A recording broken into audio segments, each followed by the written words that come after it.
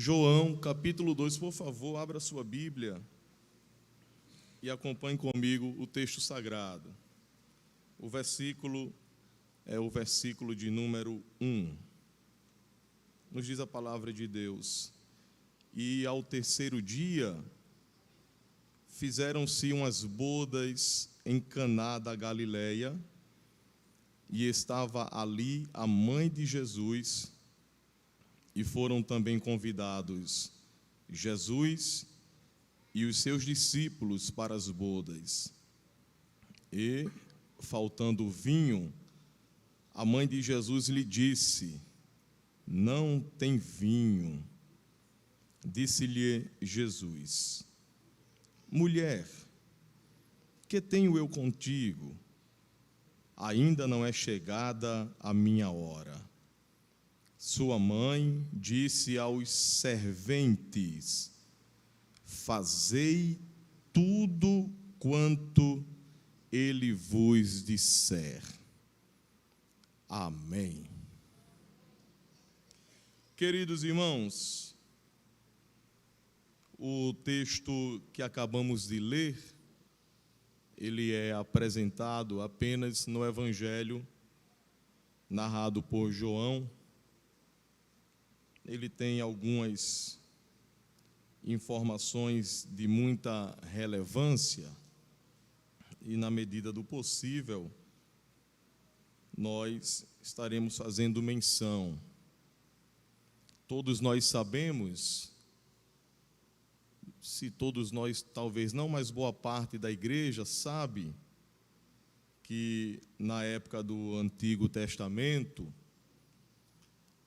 os casamentos se davam por uma necessidade de manter famílias. Os pais escolhiam as noivas para os filhos, e independente do desejo sentimental que ele tivesse por ela e ela tivesse por ele, a intenção maior era trazer um suporte para as famílias, principalmente se fossem famílias bem estruturadas. Os pais tinham esse cuidado. Não era, em algumas ocasiões, nem pelo bem-estar, como eu já disse, dos filhos, e sim para manter a família estável, equilibrada, dentro de sua realidade. Também vale a pena informar que casamento se dá entre homem e mulher. A união que é agradável aos olhos de Deus é a união entre um homem e uma mulher. Família para Deus é homem, mulher e sua prole. Não existe outro modelo de família que não seja este. E é isso que a gente crê. É dessa forma que a gente acredita. Família nasceu no coração de Deus, foi Deus quem constituiu. E isso nós iremos crendo e pregando e ensinando até o dia do arrebatamento, mesmo que alguém queira inverter as regras, inverter as coisas, mas a igreja de Jesus crê no que a Bíblia diz. Se isso é verdade, diga amém. Amém. Glória a Deus por isso. É interessante também nós pontuarmos para os irmãos que a liberação da escolha para se entre um homem ou uma mulher, exemplo, se alguém desejasse casar e ter o direito da escolha, essa liberdade se deu a partir do século XII. Foi quando o homem podia externar o seu desejo em encontrar uma mulher sem ter a influência da família. Ele tomava a decisão e a mulher também decidia se queria ou não. Diante disso que eu acabo de falar para os irmãos, já no Novo Testamento, onde lemos, está acontecendo um casamento. Jesus já estava com a sua equipe de discípulos formadas, já tinham 12 pessoas que estavam decididas a seguir Jesus no seu ministério. Até então, é bom a gente também atentar para uma informação que está no versículo de número 11. Mesmo os discípulos já estarem integrando o ministério de Jesus, eles ainda não tinham visto nenhum sinal de Jesus. João, ele revela que este texto sagrado nos apresenta o primeiro milagre que Jesus realizou no seu ministério. Apesar de estar com a equipe pronta, mas ninguém ainda sabia de fato quem era Jesus. Os textos que nós lemos, o versículo 1 diz que ao terceiro dia, fazendo menção ao encontro que Jesus tinha tido com Natanael. Todos nós sabemos, porque a Bíblia nos ensina e nos orienta e nos apresenta esse encontro de Jesus, quando Filipe, muito empolgado, vai falar com Natanael e diz para Natanael: nós achamos o homem de quem os profetas falaram, Jesus, o Messias, vindo de Nazaré. E aí Natanael olha para Filipe e faz a seguinte pergunta: pode vir alguma coisa boa de Nazaré? E aí Jesus, ou melhor, Filipe diz para Natanael: vem e vê. Quando Natanael se apresenta diante de Jesus, Jesus faz a maior revelação da vida daquele homem e diz publicamente: eis aí um verdadeiro judeu, onde não há engano, onde não há dolo. Natanael fica perplexo com aquela afirmação de Jesus e pergunta para Jesus: de onde tu me conheces? E aí Jesus diz para Natanael: antes de Filipe te chamar, eu te vi quando tu ainda estavas debaixo da figueira. Natanael cai de joelhos diante de Jesus e diz: meu Senhor, reconhecendo a autoridade de Jesus. Aí Jesus diz para ele: só porque eu disse que te vi debaixo da figueira, tu já estás animado? Eu te digo que daqui para frente tu verás os céus abertos, os anjos subindo e descendo sobre o Filho do Homem.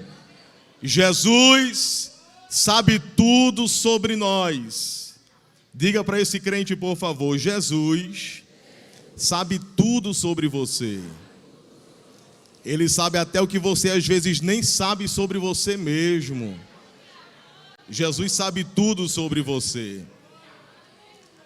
Os estudiosos dizem que possivelmente ou o noivo ou a noiva pertencia à família de Natanael. Não é uma certeza, são deduções.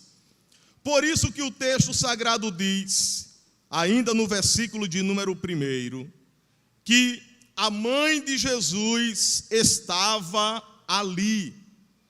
Logo implica dizer que Maria tinha uma certa influência naquela família, tinha um certo conhecimento com os moradores ali de Caná da Galileia. O versículo de número 2, veja a diferença, porque no versículo 1 diz que Maria estava ali, mas no versículo 2 diz que Jesus e os seus discípulos foram convidados. É diante disto aqui que alguém afirma que Natanael deu a sugestão ao noivo ou à noiva de trazer Jesus para participar daquele casamento. Como eu disse aos irmãos, Jesus ainda não estava com a sua fama lá em cima. Jesus não era ainda o homem conhecido de forma notória entre todos. Quem conhecia Jesus de uma forma mais íntima, pelo menos naquele momento, era sua mãe e Natanael, por conta da revelação que Jesus traz sobre a sua própria vida. Os irmãos também sabem que o casamento dos judeus levava um período de 7 dias de celebração. Não era uma coisa normal elaborar uma festa de casamento. Se tinha que ter um preparo financeiro muito grande. Uma festa de casamento naquela época mexia com as economias de todas as famílias que estavam envolvidos naquela festa, naquele momento de confraternização. Por isso que a Bíblia diz no versículo de número 3, e eu quero chamar a sua atenção para isto, o texto sagrado diz: e faltando o vinho, a mãe de Jesus lhe disse: não tem vinho. Porque, quando eu lia o texto, eu indaguei-me: por que o vinho se acabou? Porque se tinha alguma coisa naquele casamento que não deveria se acabar, pelo menos num período de 7 dias, era o vinho. Porque os judeus, tudo que iam fazer, celebravam com vinho. Trazendo para os nossos dias, você já participou de um casamento sem ter o bolo da noiva? Obviamente que não. Na época do Antigo Testamento e no Novo Testamento também, aquilo que era de fundamental importância em uma festa, principalmente de casamento, era o vinho. Mas por alguma razão, o vinho se acabou. Não se sabe se faltou planejamento, não se sabe se chegou convidados ou pessoas fora do que estava previsto para chegar. Não se sabe exatamente o que levou o vinho a se acabar de uma forma que eles não contavam com o imprevisto. Entretanto, Jesus foi convidado. E deixa eu lhe dizer uma palavra aqui essa noite. Mesmo que as coisas comecem a tomar um rumo diferente daquilo que você projetou, se Jesus estiver perto de você, descansa.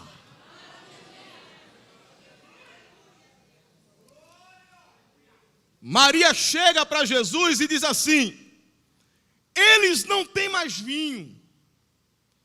Mas se você for seguir a lógica da coisa, não era para Maria procurar Jesus naquele momento. Porque, como eu disse, Jesus ainda não havia revelado nenhum sinal, não havia feito nenhum milagre. Apesar de Maria saber das promessas de Deus sobre Jesus, tudo que o anjo havia falado de Jesus, o texto sagrado diz que Maria guardava no seu coração. Mas Maria não tinha visto ainda a revelação, a promessa se cumprir de forma plena. Então, seguindo uma ordem de lógica, Maria não deveria, naquele momento, ir falar com Jesus. Porque Jesus estava ali na posição de convidado. Jesus não estava como organizador da festa. Maria teria que procurar, pela lógica, o mestre-sala, o homem responsável pela cerimônia, um ancião que estivesse ali na responsabilidade de organização. Mas Maria vai falar com Jesus e diz assim: eles não têm mais vinho. E aí Jesus diz assim para Maria: mulher, o que é que eu tenho contigo? Ainda não é chegada a minha hora.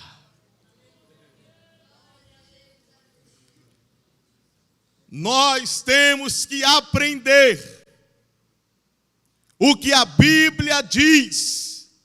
Tudo tem um tempo determinado. E há tempo para todo propósito debaixo do sol. É possível que essa noite, neste culto, tenha alguém que tem questionado a Deus, querendo que as coisas sejam adiantadas. Receba esta palavra: espera o tempo de Deus. Deixe Jesus usar você para esse crente de forma generosa. Fale mais uma vez para essa pessoa: espera o tempo de Deus. Diz para essa pessoa com respeito: Ele vai fazer alguma coisa, mas é no tempo dEle.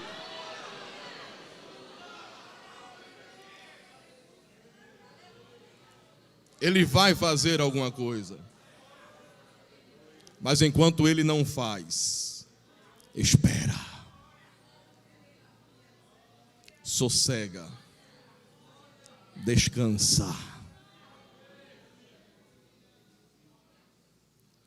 Quando Maria recebe a palavra de Jesus, Maria, por ser mãe, deveria forçar Jesus: mas filho, vamos ver aí, faz alguma coisa. O pessoal já está nervoso lá dentro, eu estou lá na cozinha, estou vendo, já tem gente chorando lá. Os noivos vão passar por vergonha. Tu tens noção? Isso aqui é um casamento, Jesus. Se mexe, fala com o pessoal aí. Fala com os discípulos, vê se alguém tem alguma reserva para a gente comprar vinho, fazer alguma coisa. Mas o texto não apresenta Maria questionando com Jesus. Quando Jesus diz para ela: minha hora ainda não é chegada, Maria vai falar com os servos e diz assim: está vendo aquele homem ali? Qual? Aquele ali que está com aqueles 12, sim, estou vendo. É meu filho. E o que ele mandar vocês fazer é para fazer.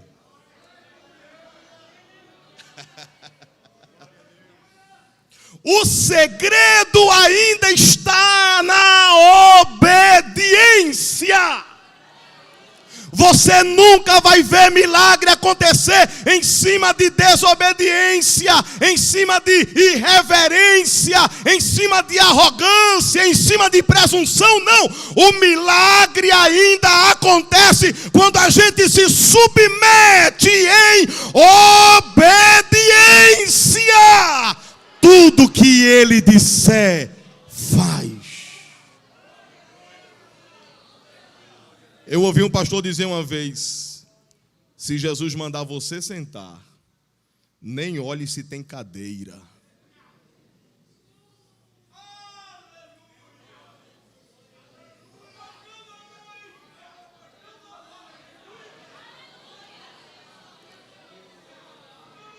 Já vou terminar, pastor. Versículo 6. Veja na sua Bíblia, por favor.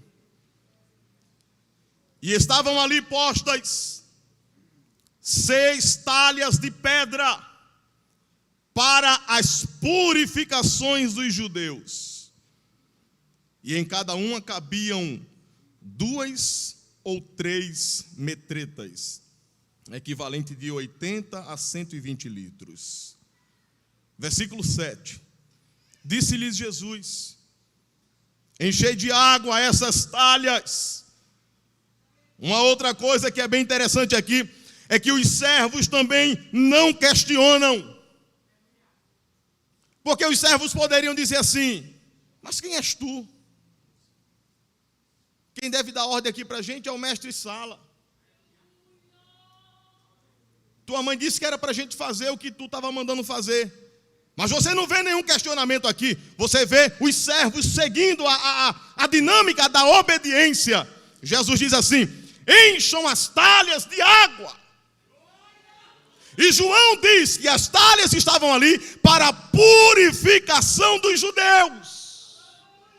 E se você perceber, pelo menos nesta narrativa bíblica, este período não era um período de purificação. As talhas estavam ali para o momento da purificação. É aí que está a beleza da coisa. Deus se utiliza de coisas improváveis.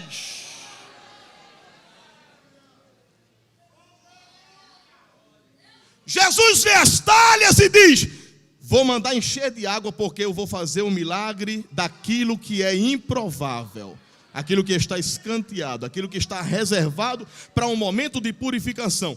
Encham as talhas, e o texto sagrado diz que eles encheram até em cima.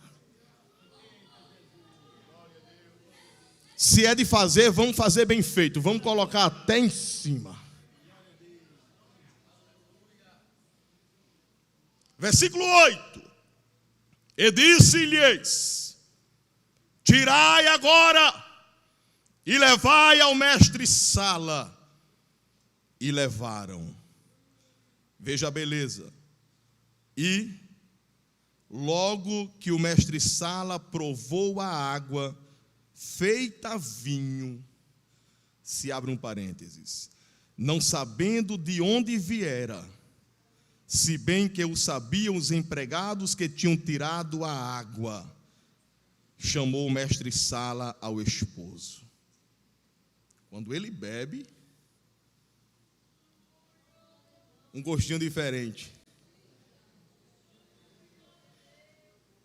Uma vez eu comi umas uvas de Petrolina, eu e alguns amigos aqui da Matriz, uma vez na casa do pastor. Irmãos, aquilo não era uma uva, aquilo ali era mel. Aquela uva que dava o prazer de você trocar o almoço só para comer uva. Não é essa uva que a gente está acostumado a comer aqui, a comprar na feira. Me permita a expressão, uma uva diferenciada. Quando o mestre-sala bebe aquele copo contendo vinho, ele percebe que ali não era uma coisa normal. E ele diz: vai chamar o noivo, porque ele precisa me explicar o porquê dessa mudança. Porque eu estou acostumado a participar em casamentos e primeiro é servido o melhor vinho. Quando todo mundo está satisfeito, aí é servido o vinho de uma qualidade inferior. Chama o noivo. Aí o noivo se apresenta diante do mestre e fala: pois não. Antes que o senhor fale alguma coisa, eu não contava com isso aí, eu não sabia que ia acontecer. Eu quero até lhe pedir desculpas pelo constrangimento. O mestre Sala faz: não. Eu que tenho uma pergunta para te fazer. Todos colocam primeiro o bom vinho. Você já participou de casamento, filho? Já. É assim ou não é? É. Mas no teu casamento eu estou percebendo que tu guardou o melhor vinho para o final da tua festa. Levante a sua mão para receber esta palavra.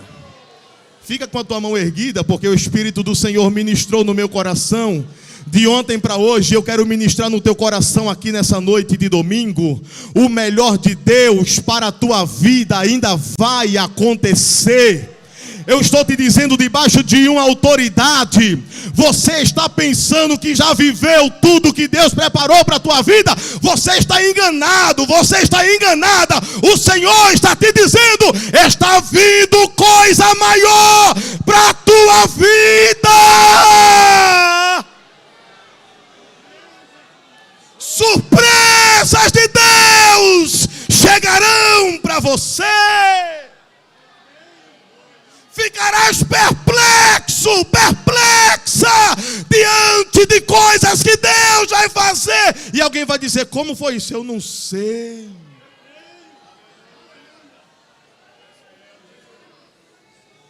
Coisas maiores te esperam, diz o Senhor essa noite.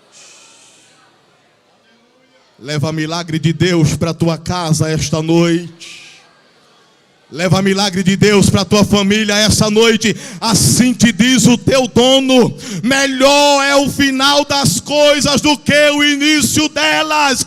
A glória da última casa será maior do que a primeira, diz o Senhor. Te prepara, porque vai ter alegria.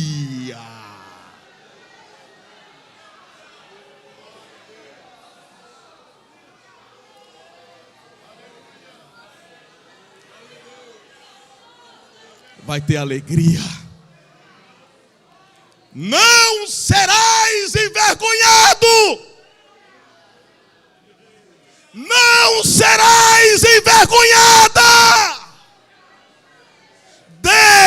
vai cuidar de você.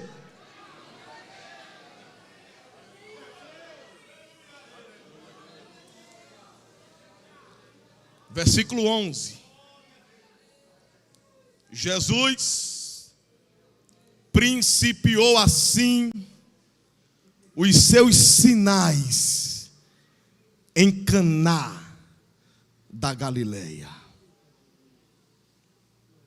Manifestou a sua glória. E os seus discípulos, vejam o detalhe. Os discípulos creram nele. Eu fico tentando entender a mente dos discípulos. A gente vai seguir esse homem, a gente nem sabe como esse homem é. Tá certo, ele diz que é o Messias, o Filho de Deus, mas a gente vai abrir mão de tudo para seguir esse homem. A gente nunca viu ele fazendo nada. Mas tudo bem, vamos lá. Os discípulos, eles eram determinados. Quando eles veem os sinais, ou o sinal, o texto sagrado diz, e os seus discípulos creram nele. Aqui a ordem das coisas se invertem. Porque eles só creram depois que viram. Você sabia que tem ocasiões que às vezes a nossa fé está tão oscilante que a gente desacredita? Mas o Senhor está falando com a gente através de sua palavra. Independente de você crer ou não, eu irei fazer. E depois que eu fizer, a tua fé será modificada. Você vai começar a crer que quando as coisas apertarem, você vai se lembrar do milagre em Caná da Galileia. E quando tudo estiver dando errado, você vai dizer para você mesmo: mas eu vi quando ele fez, e eu creio que ele vai fazer de novo.